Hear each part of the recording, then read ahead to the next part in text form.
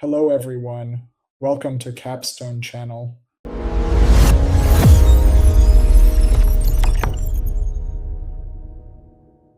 Do you know how a graphic design teacher named Linda Weinman built a project that she later sold to LinkedIn for $1.5 billion? She simply created a sandbox website for her students and then moved the entire learning process online. Linda is a perfect example of an entrepreneur with unconventional thinking that goes against the traditional rules of large corporations and business schools. Today, I'll walk you through 6 unique mindsets that break stereotypes and lead to phenomenal success. In business schools, you're taught to stick to your core competencies and reject anything outside of them. But successful entrepreneurs always say, yes, we can. For example, Brazilian entrepreneur Arnold Correa ran an event agency. One day, a client asked him to install satellite TV systems in 260 stores for staff training. He agreed, even though he had zero experience in satellite technology.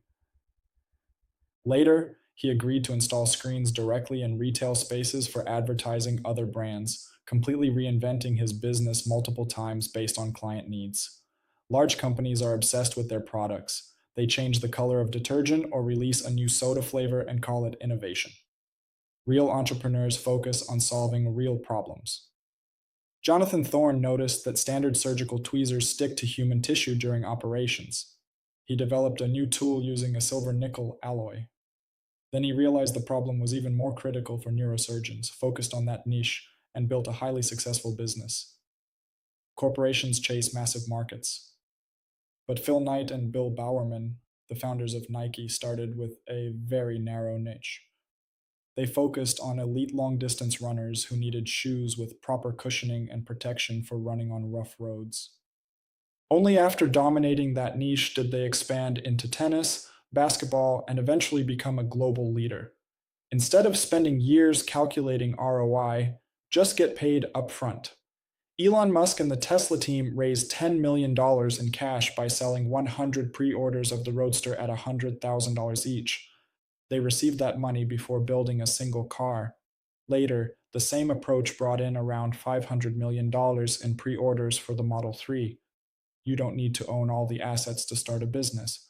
The founders of GoApe in the UK didn't buy land or plant trees.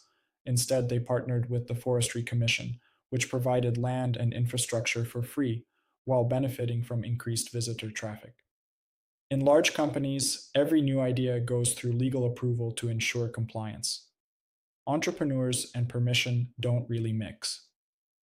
The founders of Uber would never have launched if they had waited for regulators to approve a taxi service without owning cars. They simply built it first and let the laws catch up later. These 6 principles break all the traditional rules of business, but they are exactly what changed the world. Ask yourself, which of these mindsets do you already have, and which ones do you need to develop to break through in your current project? Write in the comments which principle you're ready to apply today. Like the video, subscribe to the channel, and I'll see you in the next one.